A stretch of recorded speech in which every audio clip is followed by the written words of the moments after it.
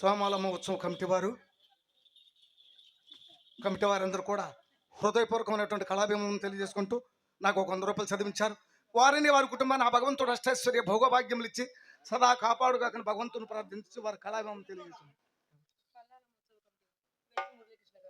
పల్లాలమ్మ ఉత్సవ కమిటీ వారు, శానిమిలి వారు, మురళకృష్ణ గారు, పెద్దలు పూజ్యులు గౌరవనీయులు వజ్జి మురళకృష్ణ గారు అన్నగారు. ఎందుకంటే వారు ఒక కళాబంధువు. ఆవిడని మొన్న 2వ తారీఖున శానిమిల్లి తీసుకొచ్చారు. ఇప్పుడు కూడా మా ఉత్సవ కమిటీ వారి ఆజ్ఞ మేరకు ఇవన్నీ పెట్టడం జరిగింది. కనుక వారికి కూడా హృదయపూర్వకమైనటువంటి కళాభిమం తెలియజేసుకుంటూ వారిని అమ్మవారు అష్టైశ్వర్య భోగభాగ్యములు ఇచ్చి సదా కాపాడుదాకా భగవంతుని ప్రార్థించచ్చు వారికి హృదయపూర్వకమైనటువంటి కళాభిమం తెలియజేస్తున్నాం. మయూరి, నీవు లోటు చేసేటువంటి ఏ చండాలుడు అన్నాడు? మీ అమ్మ మాత్రము నన్ను ఎన్నడైనా నువ్వు పల్లెత్తి మాట్లాడిన జనములు కొంచెము తారమారగినప్పుడు ఎంతటి వాని కనిపి లాంటి గృహచిత్రం అందులకి పడిన వాడలు పడినట్లే ఉండవు. దైవము ఈ పూట అతని తారశిల చేసినాడు.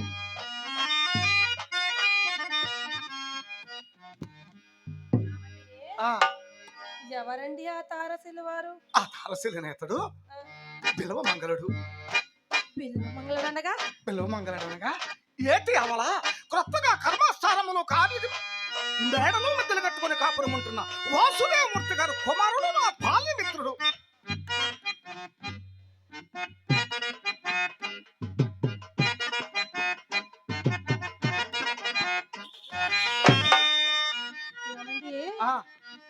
అతను ఎర్రగా, పుష్టిగా, పొడుగ్గా, చాలా అందంగా ఉంటారు. ఆయనేనా? ఎప్పుడు చూసావు నువ్వు? ఏమిటా అని ఎప్పుడు చూసావా అని? అది నెమ్మదిగా అడగచ్చు కదండి, అలా దడిపిచ్చేస్తున్నారు. కంగారులో ఎప్పుడు చూసావా అని? అస్సలు మీరు కంగారు పడకండి. ఆయనను ఒకప్పుడు గుర్తొచ్చిందండి. ఎప్పుడు చూశాను? ఒకప్పుడు గోపాలస్వామి కోవెలలో కళ్యాణ సమయం చూచానండి. వారు చాలా భాగ్యవంతుడు. వాడుక ఏ పాటి ఆస్తి కలదా అని. పెద్ద చిక్కేనే 40 లక్షలు ఉన్నానని నా నమ్మకం. 40 లక్షలు? అయ్యో ప్రకృతము వినుము. చెప్పండి. ఆ బిల్వ మంగళుడు నేను సహజాయలము. ఆ దినములలో అతడే నేను, నేనే అతడు. ఇప్పుడు నీవు నేను ఎలా?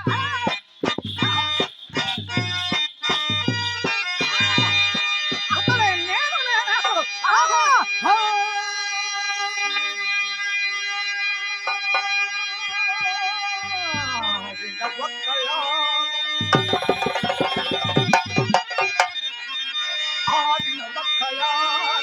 నడయాడగ నడంగిను ఒక్క పాట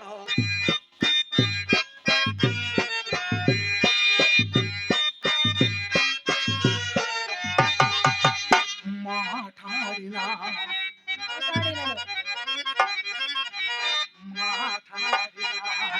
ఒక్క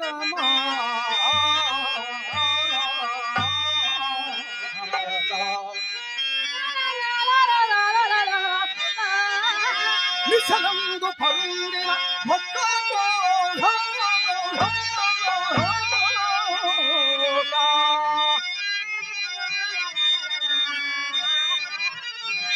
ఈ కాడపడలు వేరైన సంకటమార్గలు వేరుగా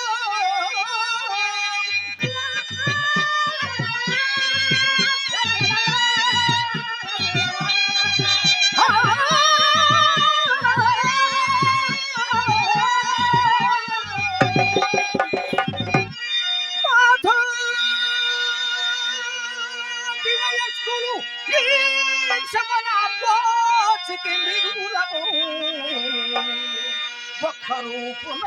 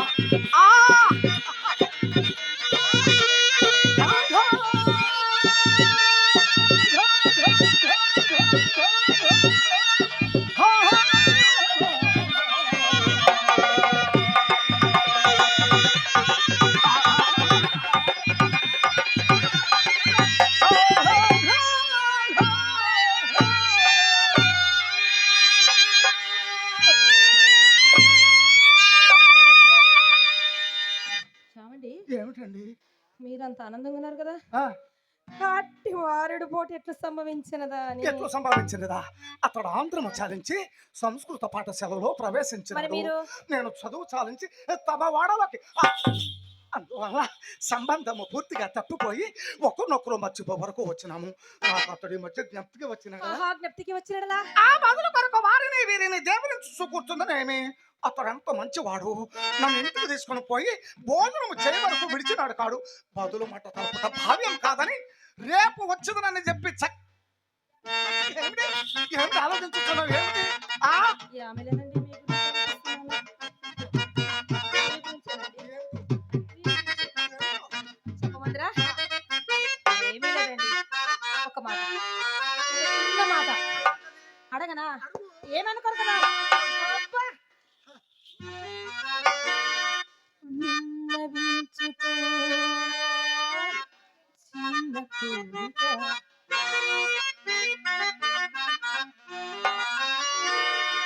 విన్నవించుకో చిన్న కోరిక.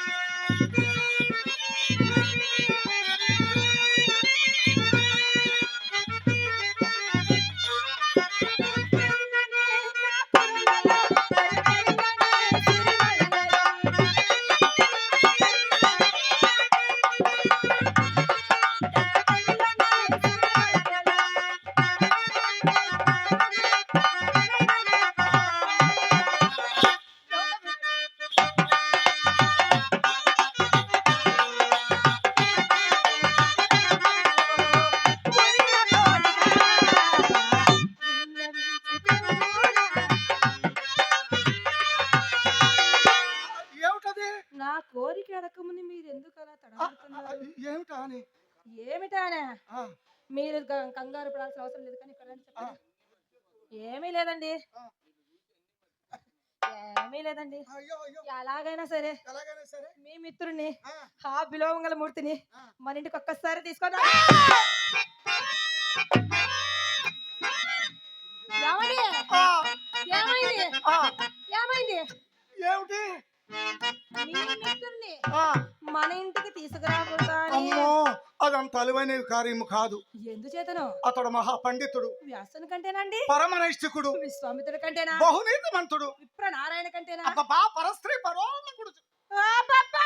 ఆ, నిత్యసింగుని కంటేనా ఎందుకంటే లక్కగల పేరములు.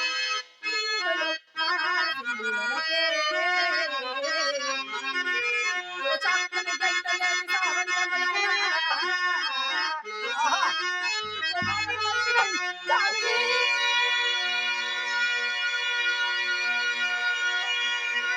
పాల్గొద్దు కంచనాన్ని కాలవ మించగపాటి సాగనే.